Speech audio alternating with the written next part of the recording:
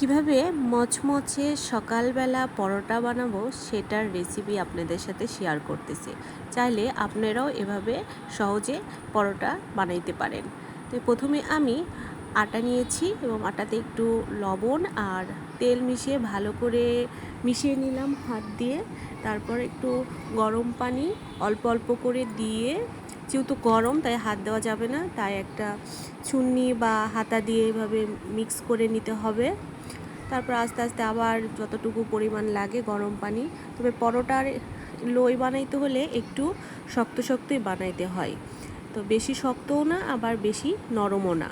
এভাবে আটাগুলো সুন্দর করে একটা ডো বানিয়ে নিতে হবে।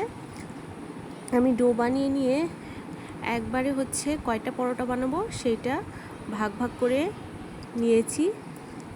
আমরা যেহেতু বাসায় 2 জন মানুষ, তাই 4টা পরোটা, এবং পরোটাগুলো সাইজে বড়ই। সকালবেলা 2টা পরোটা আসলে লাগে না, একটা পরোটা খেলেই হয়, 1.5টা পরোটায় একদম বেশি বেশি হয়ে যায়। তাও 2টা করে বানাই, যদি কোনো দিন ভালো লাগে খাওয়া হয়। এরপর একটু বলে নিয়ে তারপরে ওপরে তেল আর সামান্য একটু আটা উপরে ছিটিয়ে দিয়ে তারপর এভাবে 4 কোনা করে ভাঁজ করে নিয়েছি। আপনাদের সুবিধার জন্য আমি আরেকটা ভাঁজ করে দেখাচ্ছি। সামান্য একটু তেল দিবেন, তারপর একটু আটা দিবেন, তারপরে এরকম করে 4 কোনা ভাঁজ করবেন। আমি এটা আমার একটা খালার কাছ থেকে শিখেছিলাম, সেভাবে বানাই। আমি নতুন রাঁধুনি, ভুল ত্রুটি হলে আপনারা কমেন্টে জানাবেন আপনারা কিভাবে করেন। তারপর এভাবে 4 কোনা করে বলে নিয়েছিলাম। আর এই দিকে কড়াইটা গরমে দিয়েছিলাম।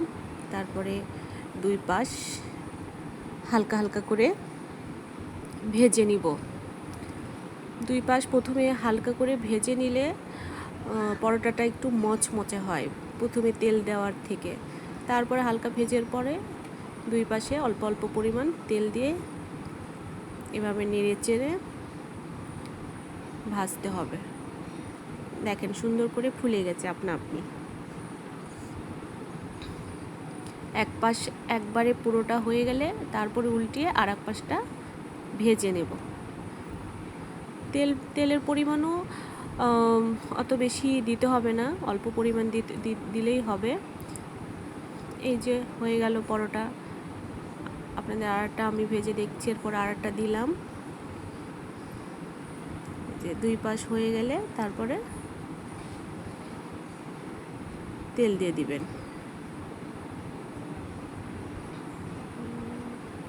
সকালে কার কার ভাত খেতে ভালো লাগে না, পরোটা বা খিচুড়ি ভালো লাগে, কমেন্টে জানাবেন। তো সকালে বলে যে সকালে খাও রাজার মতো, দুপুরে খাও রানীর মতো, আর রাতে খাও প্রজার মতো। কিন্তু আমাদের ক্ষেত্রে উল্টা, আমরা সকালেই খাই হালকা পাতলা নাস্তা। এই যে দেখেন মচমচে পরোটা রেসিপি হয়ে গেল। সবাইকে ধন্যবাদ। আল্লাহ হাফেজ।